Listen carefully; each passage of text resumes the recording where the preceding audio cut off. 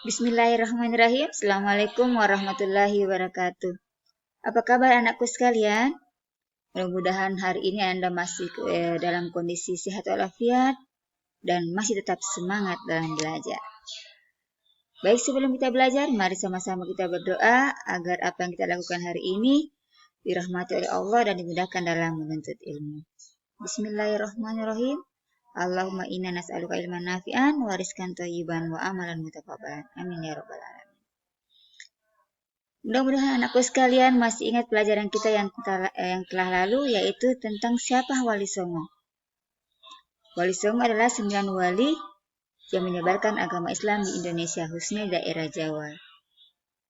Dalam berdakwah, para Wali Songo diberi karamah oleh Allah, yaitu keajaiban atau keistimewaan. Dan pada kesempatan kali ini, Ibu hanya akan menjelaskan tentang bagaimana cara para Wali Songo menyebarkan agama Islam di Indonesia. Pertama, Syekh Maulana Malik Ibrahim atau Sunan Gresik. Beliau berasal dari India, yaitu Gujarat, namun ada juga mengatakan bahwa beliau berasal dari daerah Arab. Beliau datang ke Indonesia, tepatnya daerah Gresik, kemudian menyebarkan Islam dengan cara mula-mula membuka warung. Beliau membuka warung melayani pembeli dengan cara yang santun, berbicara yang santun, kemudian bersikap dengan murah hati. Lalu kemudian ketika ada orang yang sakit, beliau menjadi tabib, mengobati orang yang sakit dengan menggunakan ayat-ayat Al-Quran. Sehingga orang pun mulai memahami tentang Al-Quran. Mereka pun mencoba menghafal ayat-ayat Al-Quran untuk mengobati keluarganya yang sakit. Kemudian yang ketiga, Syekh Maulana Malik Ibrahim membangun masjid dan pesantren sebagai pusat penyebaran agama Islam. Kemudian yang kedua adalah Raden Rahmat alias Sunan Ampel. Beliau berdakwah di Ampel, menyebarkan agama Islam di Ampel dengan cara membangun masjid, kemudian membangun pesantren. Lalu beliau mengajarkan tentang Moh Limo, yaitu kita tidak boleh melakukan 5 perkara. Apa sajakah itu? Yaitu pertama, tidak boleh berjudi, mau main. Kemudian kedua, tidak mau mabuk atau tidak boleh mabuk-mabukan, mau ngombe dalam bahasa Jawanya ya. Kemudian tidak boleh mencuri atau tidak mau mencuri, yaitu mau maling. Kemudian keempat, tidak mau narkoba atau tidak boleh mengkonsumsi narkoba, dalam bahasa Jawanya Muhammadat. Kemudian tidak boleh melakukan zina, atau tidak mau berzina atau mau madon. Inilah ajaran Raden Rahmat atau Sunan Ampel yang paling terkenal. Kemudian yang ketiga, Raden Paku alias Sunan Giri. Jadi beliau juga berdakwah di daerah Giri Gresik.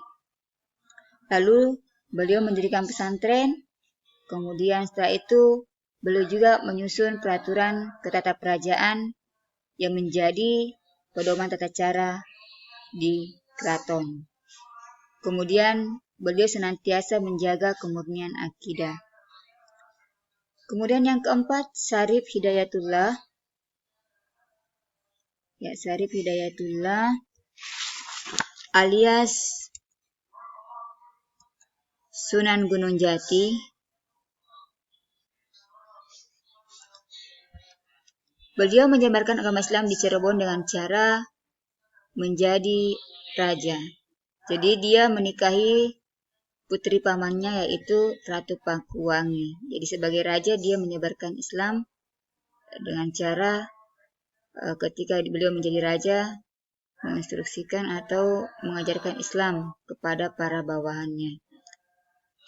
Kemudian yang kelima, Maulana Makdum Ibrahim alias Sunan. Kita buka di sini. Ya, dapat besar sedikit.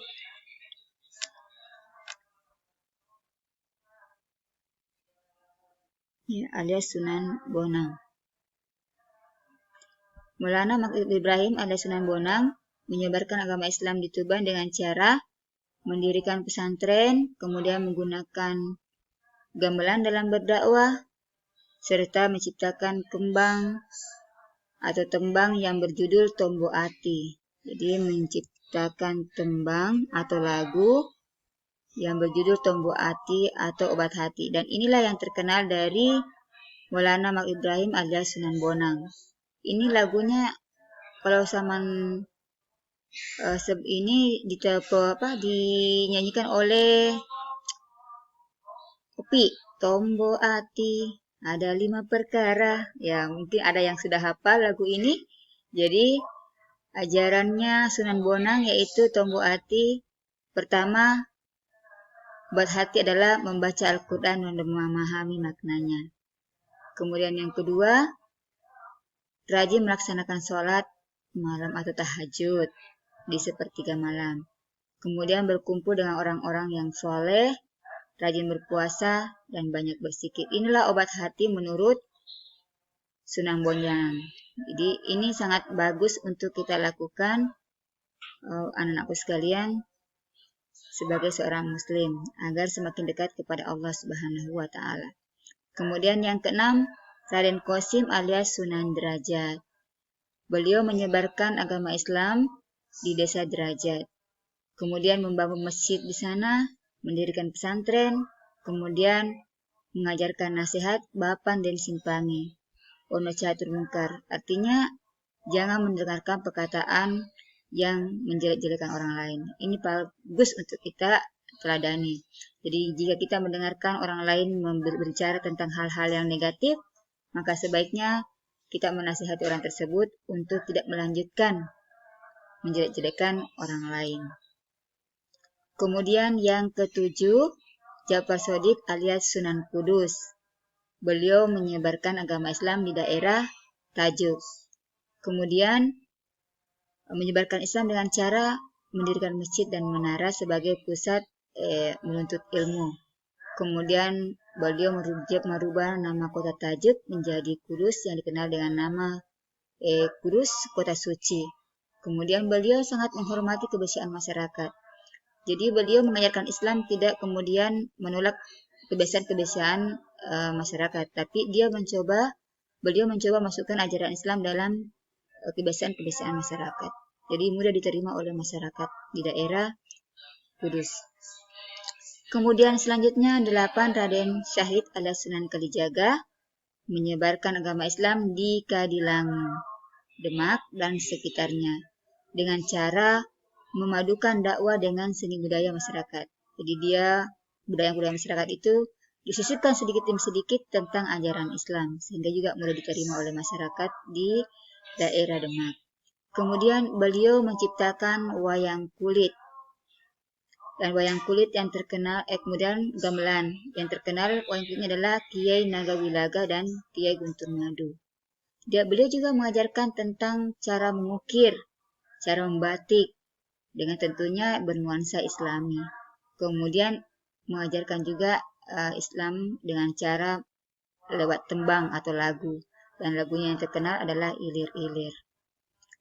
Kemudian selanjutnya Raden Umar Said alias Sunan Muria.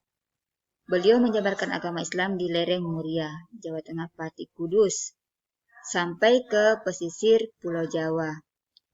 Cara beliau menyebarkan Islam adalah berusaha mengislamkan tradisi budaya masyarakat. Kemudian menciptakan tembang Sinom dan Kinanti. Jadi kalau Sunan Muria yang terkenal adalah Sinom dan Kinanti.